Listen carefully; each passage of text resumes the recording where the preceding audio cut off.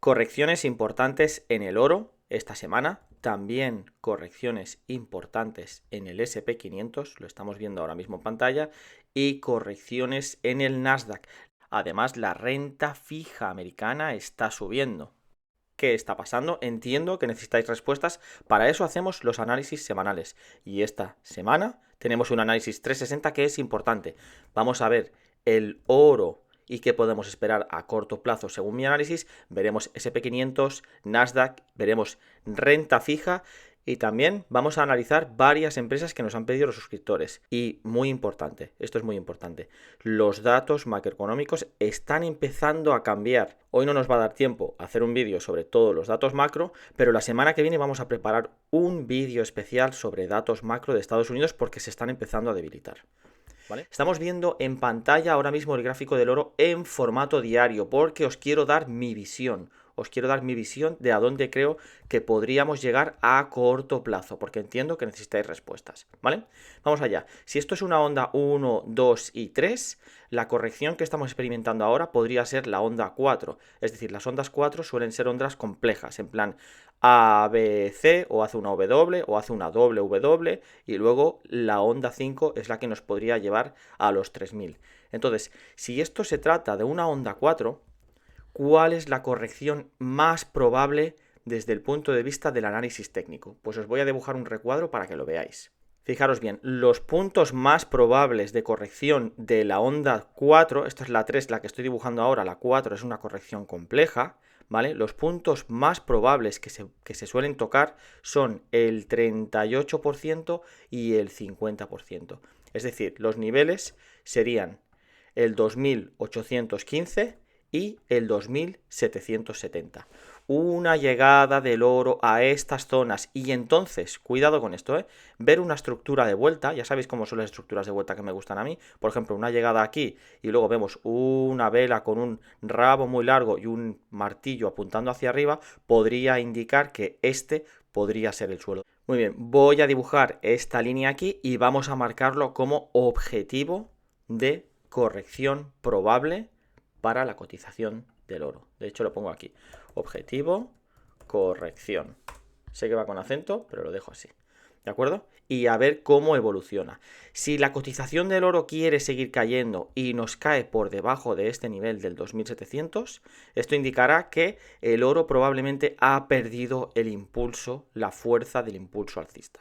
¿Vale? Y definitivamente si se pierde esta directriz que estamos marcando aquí, entonces sí que, porque hay algunos suscriptores que me preguntaban que si llegaríamos a 2470, si perdemos esta directriz, entonces sí que evidentemente empezaré a ver probable que eso suceda, pero desde mi punto de vista creo que sigue habiendo interés por comprar oro, creo que sigue habiendo interés por comprar plata también, y lo más probable es que tras hacer una pausa, que podría llegar a la zona esta de aquí, lo más probable todavía es que veamos los 3000 antes de ver los 2500. Para la plata un poco lo mismo. Si os fijáis bien en el gráfico de la plata, lo voy a poner en formato semanal, hemos tenido una caída significativa, pero como veis aquí todavía el indicador bola verde todavía está marcando fuerza alcista. Evidentemente, si esto sigue bajando y nos salta la bola roja, pues se acabó lo que se daba. Pero claro, esto puede ser una corrección de las muchas que hemos tenido. De hecho, si nos fijamos bien, la semana pasada hablábamos del cierre de la vela esta que había cerrado por encima de estos niveles que parecen bastante relevantes,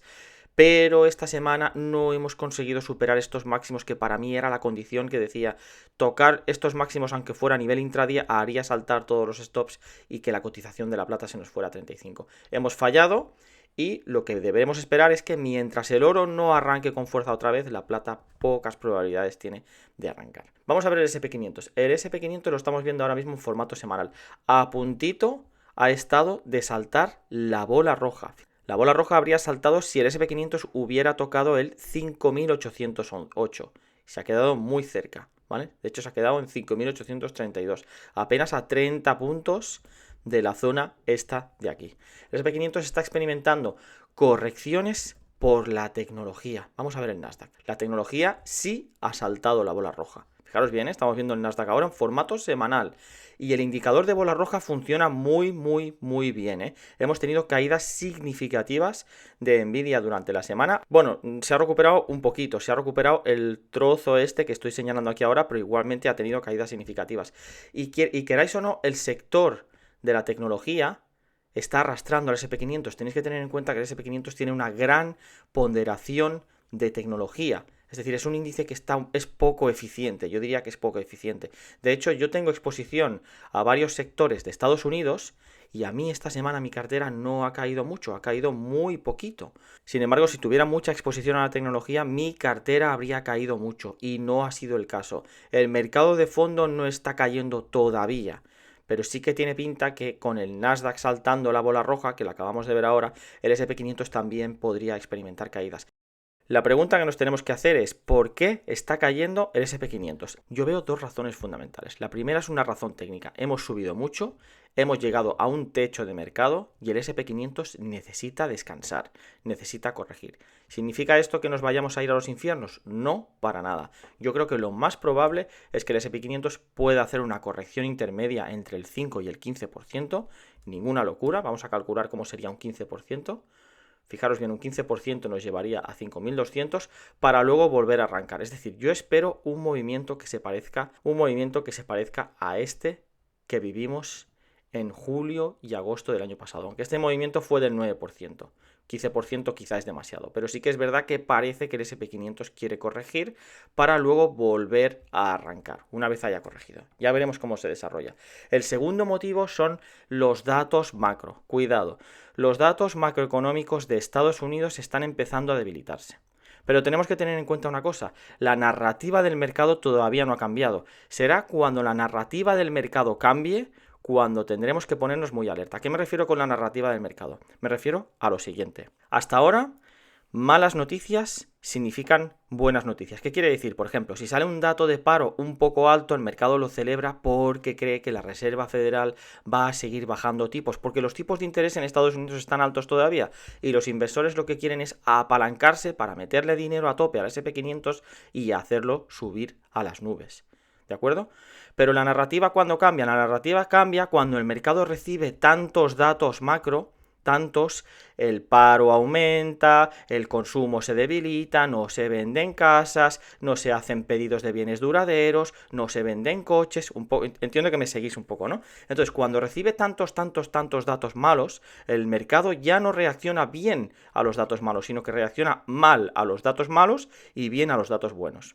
En el momento en el que esa narrativa cambia, los mercados caen, porque lo que suele suceder, las crisis son muy abruptas y muy violentas. Lo que suele suceder es que el mercado recibe tantos datos malos tan de golpe que es incapaz de aguantar las cotizaciones, los inversores entran en pánico y entonces es cuando se cae. Pero yo creo que eso todavía no está sucediendo. La semana que viene vamos a hacer un vídeo especial analizando datos de ventas de casa, datos de consumidor, datos de tarjeta de crédito de consumidor de Estados Unidos, estoy hablando, datos de fortaleza de servicios y fortaleza de manufacturas en Estados Unidos. Pero vamos a ver los datos macro ahora mismo y luego pasamos a las empresas, si os parece. ¿De acuerdo? Vamos a verlos porque son importantes. Tengo el calendario aquí económico de la semana y he seleccionado los datos que creía que eran más relevantes. Por cierto, zona euro, inflación de la zona euro año a año, se esperaba 2,5, nos hemos quedado en el 2,5. Fijaros que hubo una bajada en octubre y ahora estamos en una zona plana. Por cierto, la inflación de momento no parece un problema y yo creo que no va a ser un problema.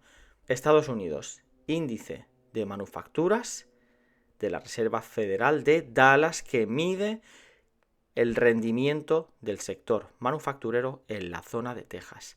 A negativo. Fijaros bien, el primer valor negativo del año. Aquí ya tenemos un dato macroeconómico malo para Estados Unidos. Otro dato, fijaros bien, Estados Unidos, el índice Case-Shiller, que hablábamos el otro día en el vídeo de la inflación. Ese es el precio de las viviendas ajustado por inflación. Fijaros que el índice Case-Shiller lleva un tiempo bajando. Quiere decir que los precios de la vivienda no están subiendo tanto. Otro dato macroeconómico malo para Estados Unidos. Fijaros bien. Peticiones de desempleo en Estados Unidos. Se esperaban 220.000. Ha habido 20.000 más de las que se esperaban. Y si os fijáis en la serie, voy a intentar dibujar una línea recta. Este dato lo veis, ¿no? Se ha salido de la serie hacia arriba, es decir, el empleo podría estar debilitándose. Este dato es relevante en Estados Unidos también. Ventas de viviendas pendientes. Este indicador, fijaros bien, es un leading indicator. Siempre que veáis la palabra esta, leading indicator, son indicadores adelantados, ¿vale? Están los lagging indicators, que son indicadores que miran al pasado, y los que leading, los que lideran, están adelantándose. Pues esto lo que mide es la actividad de construcción y ventas de viviendas en Estados Unidos año a año. Fijaros bien, 2 meses en negativo. Ventas de viviendas 2 meses en negativo, cuando habíamos estado despegando en diciembre. El PCE, que es la medida favorita de la Reserva Federal para medir la inflación. El PCE se esperaba en el 0,3 intermensual y ha quedado exactamente donde se esperaba, por lo que nos quiere hacer pensar que la inflación por el momento no debería suponer un problema. Y fijaros bien en esto. Gastos personales mes a mes. Se esperaba un 0,1 y tenemos un 0,2. Esto nos podría estar diciendo que el consumidor está débil. De hecho, si nos fijamos bien en toda esta serie que viene desde junio de 2024, es el único dato negativo. Y ha tenido una bajada bastante fuerte, ¿eh? La zona gris es lo que se esperaba, lo que se esperaba, lo que se esperaba. Y aquí ha tenido una bajada bastante fuerte en el mes de febrero. Si este dato empieza a dar consistentemente en negativo, si no se venden casas, si no se construyen, es decir, si los índices de manufactura se empiezan a debilitar, no se venden coches, no se venden casas, no se venden bienes duraderos, los consumidores americanos están tirando demasiado del crédito, nos podría estar diciendo que el consumidor se está viendo afectado y eso tarde o temprano podría afectar a las acciones, es decir, podría hacer caer al SP500 y activarse el modo de riesgo off, es decir, ya no quiero estar en renta variable porque es demasiado peligroso, porque podemos experimentar caídas. ¿Y qué sucede cuando el riesgo se desactiva? Que los inversores se van a los bonos. ¿Qué están haciendo los bonos americanos esta semana? Subidón, pero increíble. ¿Qué nos están diciendo los bonos? Ahora son los bonos los que están hablando. Cuidado con esto, ¿eh? ¿Qué nos están diciendo los bonos? Los bonos nos están diciendo, cuidado, que están subiendo las probabilidades de recesión en Estados Unidos. Esto no quiere decir que Estados Unidos está ya en recesión. Quiere decir que las probabilidades de que haya recesión han aumentado. A lo mejor estaban en un 10% y ahora han aumentado a un 20%. También quiere decir que como que se espera que la economía de Estados Unidos esté más débil, la Reserva Federal estará obligada a bajar los tipos de interés. La pregunta que se está haciendo el mercado ahora mismo es: ¿a qué velocidad va a bajar la Reserva Federal los tipos de interés? Porque si los baja muy rápido, será bueno para las acciones y las acciones lo más probable es que despeguen. Pero si las bajadas de tipo de interés de la Reserva Federal son demasiado lentas, lo que podría ocasionar es que el mercado económico americano se deteriore y entonces las acciones sufrirán caídas significativas, ¿vale? Esto es lo que nos están diciendo los bonos. Cuidado, porque están aumentando las probabilidades de recesión y entonces los inversores podrían llegar a huir de la renta variable para irse a la renta fija. Bueno, y otra cosa, aquí hay un tema importante político, ¿eh? Trump le está pidiendo a los tenedores de deuda a corto plazo, 3 y 5 años, que vendan su deuda a corto plazo y que compren deuda a largo plazo. Aquí estamos viendo la deuda a largo plazo de 30 años. Entiendo porque quiere hacer un movimiento estratégico para no pagar tantos impuestos por la deuda que tiene prestada a corto plazo. Seguramente es por eso. Eso también podría estar indicando por qué está subiendo este indicador a 30 años. Los bonos americanos a 30 años. Y si miramos los bonos europeos, pues también hemos tenido subidas. Pensad que los bonos se mueven muy poquito. La renta fija es extremadamente aburrida. Se mueve muy poquito y hemos tenido subidas. Vale, importante, que nos pedía un suscriptor también la semana pasada el análisis del crudo, para ver si podía haber, él decía, no sé si está muy barato para entrar en compras. A mí me parece demasiado peligroso meterse en el crudo con esos aspectos, a menos que hagas trading intradía. Pero para mí el análisis del crudo está bastante claro. Si nos fijamos bien en el gráfico diario, fijaros bien, aquí que ha estado peleando constantemente con uñas y dientes con la media de 200, para mí está claro que el crudo está en un lateral. El crudo está en un completo lateral desde el año 2022. Y hasta que esto no rompa por arriba o por abajo, y tiene más pinta de que quiere romper por abajo, ¿por qué? Os voy a explicar un poquito por qué.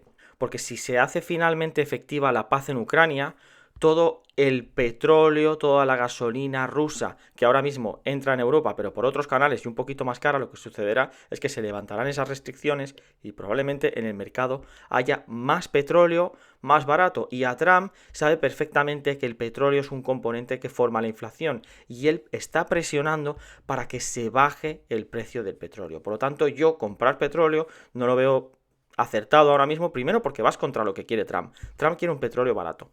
Y segundo, porque parece que la paz en Ucrania va a tener lugar. No sé, yo no entiendo de geopolítica, pero por lo que he leído, tiene pinta de que sí se va a dar, a las buenas o a las malas, pero la paz en Ucrania se va a dar. Y entonces el petróleo ruso podría llegar a entrar más fácilmente en el mercado, también se podría llegar a abaratar. Por lo tanto, yo no veo compras en petróleo.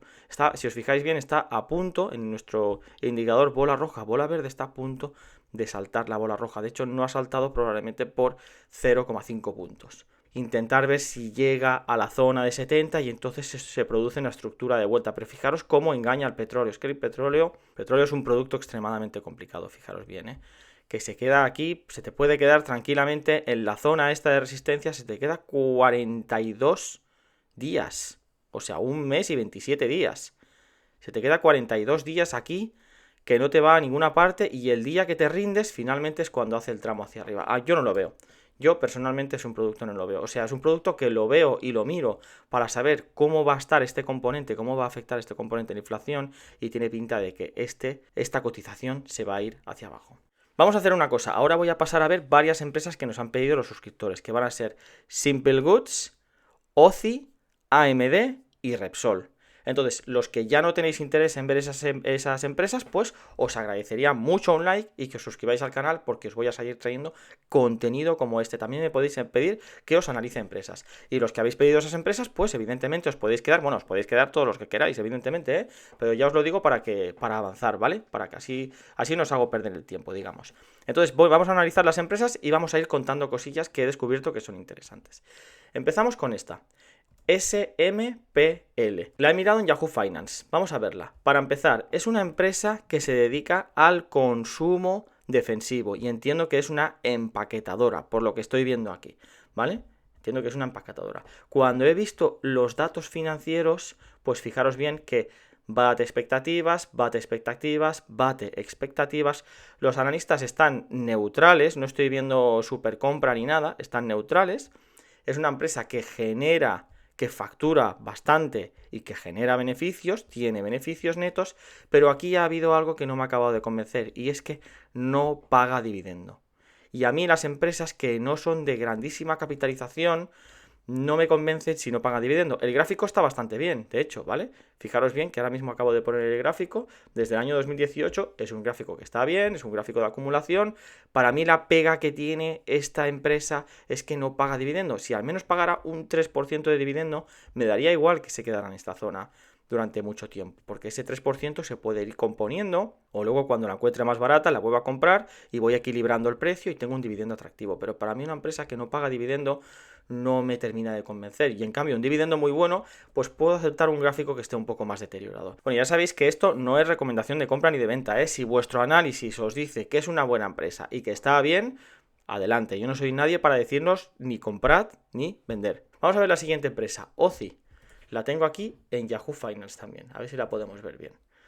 OCI, que se dedica a materiales básicos. Fijaros bien, materiales básicos. Y aquí estoy viendo que dice que distribuye hidrógeno, gas natural, productos agrícolas, etcétera, etcétera. Nitrógeno, metanol, etcétera, etcétera.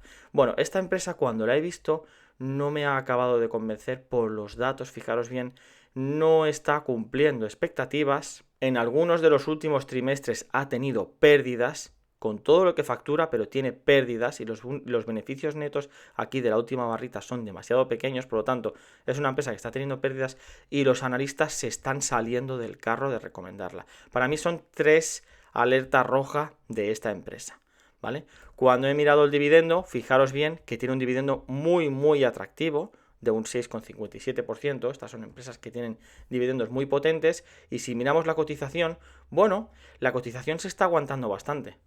Fijaros bien, lo que pasa es que esos datos financieros a mí personalmente me preocupan y prefiero no entrar en empresas que tienen datos financieros que están tan deteriorados. Vamos a ver AMD porque AMD es tremendamente interesante. Fijaros bien qué caída más espectacular desde máximo hasta donde está ahora, una caída de un 56%. Esto está relacionado con lo que hablábamos al principio del vídeo con el SP500, que se está lastrando el sector de la tecnología, está cayendo. Supermicro Computers, Nvidia, AMD, son empresas relacionadas con los sectores de semiconductores. Vamos a verlo aquí. Fijaros bien, AMD, tecnología, sector de semiconductores, pues centros de datos, gaming. De hecho es bastante curioso que cuando miramos aquí las noticias relacionadas, como que fabrica semiconductores que se utilizan luego también para los videojuegos y también para la inteligencia artificial, me salen noticias relacionadas con los videojuegos. Vamos a ver un poquito sus datos financieros. Pues fijaros bien, en realidad está cumpliendo expectativas. AMD está batiendo expectativas. Estas bolas están en verde, en verde, que significa mejor de lo esperado, mejor de lo esperado, mejor de lo esperado. Y los beneficios netos están más o menos crecientes. De hecho, la facturación está creciendo muchísimo. ¿Vale? A lo mejor sus márgenes se están reduciendo un poquito porque aquí ha crecido mucho la facturación. Sin embargo, los beneficios netos son un poquito peores que en la barrita anterior. Pero esto va hacia arriba. Y recomendaciones de los analistas han bajado un pelín, pero tiene muchos analistas que están recomendando compra agresiva, ¿vale? Yo el único problema que le veo a AMD es el gráfico. El gráfico este es un gráfico de caída y un poco como hemos hablado muchas veces en el canal, no se cogen cuchillos que están cayendo. Me da igual lo que baje, hasta que no forme una estructura de vuelta, yo no pensaría en entrar en una compañía de este tipo. Si es que me gusta. Para mí me supone demasiado riesgo, ¿eh? Un análisis rápido que le podríamos hacer es intentar buscar algún tipo de directriz, no sé si la tiene. Bueno, mira, fijaos bien, ahí tendríamos una directriz de 3 puntos, ¿vale? Considerando el cierre de esta vela, este pico y este pico. Entonces, si yo, por ejemplo, quisiera entrar en AMD, aparte está perdiendo la media de 200 en semanal, esto es crítico, esto para mí es un alerta roja total. Pero si quisiera entrar en una compañía como esta, quizá esperaría que hiciera una estructura de vuelta y que en algún momento hiciera la típica estructura que estoy dibujando aquí. Toco la directriz, hago un retroceso, luego rompo el máximo y entonces a lo mejor sí que podría pensar que la compañía vuelve a tener fuerza para escalar posiciones, pero también tendríamos que seguir mirando los datos financieros, seguir viendo que sigue facturando, seguir viendo que está batiendo expectativas. ¿Sabéis lo que pasa? Que se les exige mucho a las compañías relacionadas con todo el tema de la inteligencia artificial, porque se está metiendo mucho dinero. Y vamos a ver la última compañía que nos ha pedido un suscriptor, que es nada más y nada menos que Repsol. ¿Vale? Bueno, Repsol, muchos de nosotros ya la conocemos, es una petrolera, sector de energía, oil and gas, opera en España, en Perú, en Estados Unidos, en Portugal y internacionalmente. Vamos a ver un momento el gráfico de Repsol porque es bastante interesante. De hecho, lo estaba viendo el otro día porque me lo pedía un suscriptor. De hecho, a mí Repsol, os voy a decir una cosa, a mí Repsol se me escapó. Yo quería hacer una pequeña entrada en Repsol. Acordaros que no es una recomendación de compra y de venta, por favor. Por favor, no es recomendación de compra ni de venta. Pero os explico un poco mi razonamiento. Quería hacer una entrada en Repsol porque fijaos qué dividendo que paga. Paga un dividendo de un 8%. Es un dividendo que es espectacular. Para mí es un dividendo top. Como yo lo veo, no digo, si lo veis de otra manera, me corregís. Pero para mí una compañía que paga un dividendo de un 8%, si tú estás cobrando un dividendo de un 8% durante 7 años... multiplicas tu dinero por 2, ¿vale? Si hacéis los numeritos, bueno, hay que quitarle los impuestos, pero multiplicas tu dinero por 2. Y fijaros que el gráfico de Repsol, en realidad, aunque tiene zonas de acumulación muy bestias, pero el gráfico de Repsol sigue siendo, digamos, una especie de línea recta. Además es una compañía que tiene mucha trayectoria, en los últimos 40 años, fijaros bien. Entonces es una compañía que para tener una pequeña exposición al sector de energía, pues yo la estuve contemplando. Lo que pasa es que se me escapó. Es lo que hay, se me escapó. A veces se nos escapan las compañías y hay que dejarlas correr, porque si no, luego nos pasa lo que te pasa con Palantir. Esto es lo que pasa. Si no las dejamos correr y ha subido mucho y queremos comprar y compramos aquí en el carro porque está subiendo mucho, mucho, mucho, nos puede llegar lo que pasa con Palantir. Y luego te has comido una caída de un 23%. Yo eso no os recomiendo que lo hagáis. Como que hay muchas, muchas, muchísimas empresas en el mundo, o sea, hay millones de empresas, si se escapa, se escapa. Yo tenía que haber comprado aquí, pero me entró un poco el miedo porque vi que estaba muy pegado aquí a la media de 200 y no entré. Sin embargo, tengo una persona conocida que le estuve comentando mi análisis, la convencí y está ganando un dineral. Pues felicidades por esa persona. Yo tengo otras inversiones. El gráfico de Repsol está bastante bien, la verdad que está bien, os lo tengo que decir. Está por encima de la media de 200, está con bola verde, ha hecho un movimiento técnico bastante bueno, ha pegado contra la media de 200, ha tenido un subidón espectacular y ahora lo que está haciendo es el típico pullback. Lo normal es que haga el pullback, toque esta zona, haga otra estructura de vuelta y vuelva a subir otra vez hasta estos 13,50 que estoy viendo ahí. Además tenéis que tener en cuenta una cosa, Repsol os va a estar pagando anualmente un dividendo que puede estar alrededor del 7 o el 8%, es un dividendo espectacular. Y a mí, y esto es un tema personal, también me gusta invertir en el mercado español, porque le estamos prestando dinero a empresas españolas, que yo espero que lo gestionen bien. Y hasta aquí el vídeo de hoy. Por favor, dadle like al vídeo si os ha gustado y suscribiros al canal porque voy a seguir trayendo análisis y contenido como este y me encantaría leer vuestros comentarios en la cajita de comentarios. Vuestro amigo, el monito plateado, se despide. Hasta la próxima.